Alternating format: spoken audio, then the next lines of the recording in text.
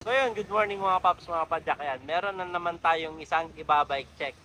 Itong nagpabuild sa atin, dinayo pa tayo. Galing pa si Sir from Davao. Napakalayo. Ito yung pinabuild niya sa atin, Mountain Peak Everest na naka Durolax.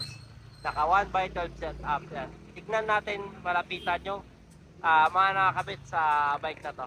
Yan, ginamitan natin ng Mountain Peak Everest Pro. Yan.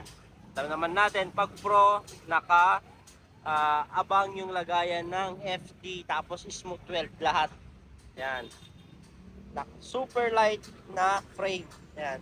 Dito sa headset niya, Mountain Peak sealed bearing na. Yan, ito yung gusto ni Sir na fork.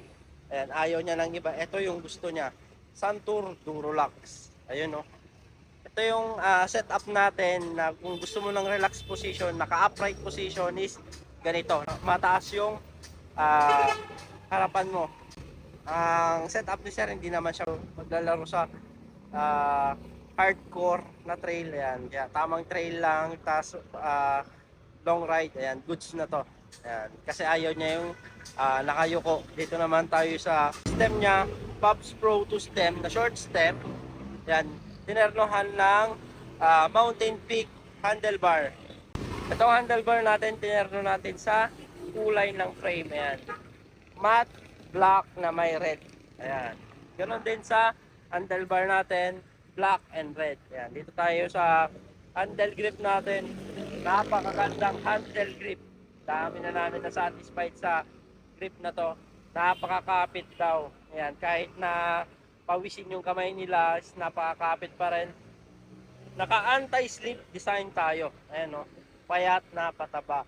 Ito yung clamping niya, alloy. Ito naman tayo sa brake set niya, MT200 na Shimano Dure M6100 na shifter. Ayan, dito tayo sa fork. Ito yung Santur Durolax. Ayan, tong fork na to pang enduro, pero yung frame natin XC.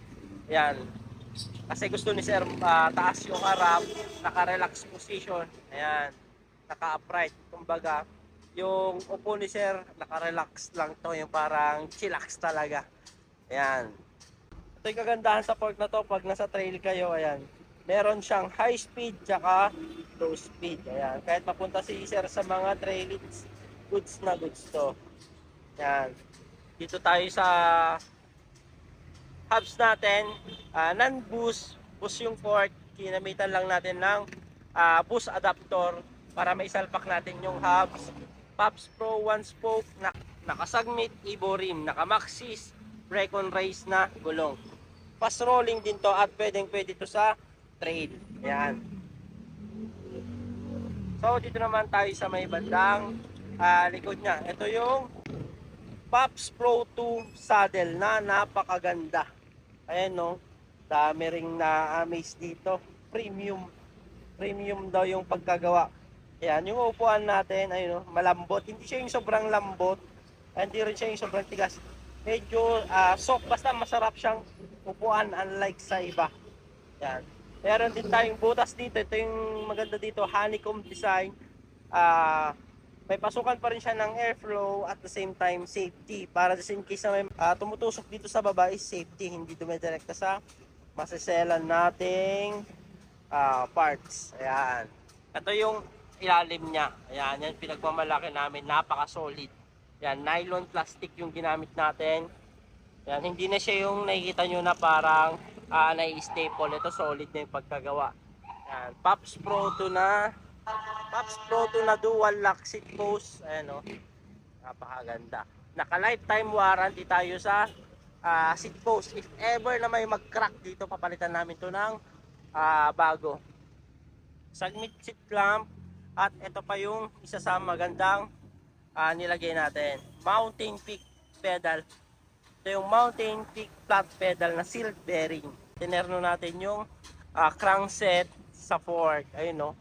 Napaka tibay ng crankset na to. Kung nag-enduro kayo, alam to ng mga nag-enduro kung gaano katibay itong Santur crankset na to. Ayan, kung naghanap kayo ng pang baragan, pang matagalan na crankset, eto na yon, Santur. Ayun. Ayan, 34 gig lang to. Ayan. Ito yung isa sa pinakamagandang investment kasi Nirelease to, ang bentahan 6,500.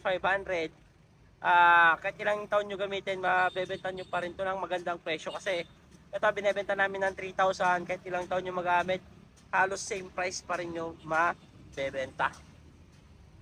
Yan, dito naman tayo sa chain, M6100 chain, Jore na RD. Ayan, may clutch to pag sa Jore. Ayan, submit na cogs 1151 na kulay silver. Ito yung kagandaan dito, naka-terno din sa combination natin na red. Ayan, naka-red spider. At syempre, Pops Pro 1 na hubs na tunog mayaman. Naka-I-Tech rotor si sir sa likod. Yan, sa harap niya naka SRAM kasi yun yung gusto ni sir. Yan. Na-I-Tech yung gusto ni sir sa likod. Ito, 180.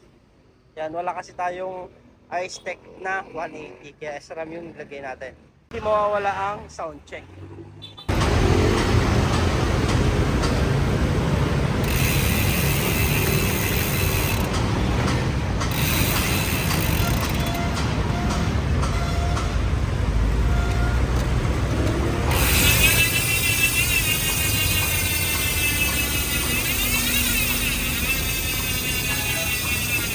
Mga nasa malalayong lugar naman na gusto magpakita ng suportas dito sa Pops Bike Shop at gusto mag-order, ayan, visit lang kayo dito sa mga legit account namin. Dito lang kayo pwedeng makipag-transact para legit at di kayo may scam. Visit lang kayo sa TikTok, Shopee, Lazada namin. Pops Bike Shop Official. Ayan, ito yung mga legit account namin. Jason Bike Parts, Bikers Need. Thank you mga Pops, mga Padjak. Ayan, dito na kayo makipag-transact at mag-order. Thank you.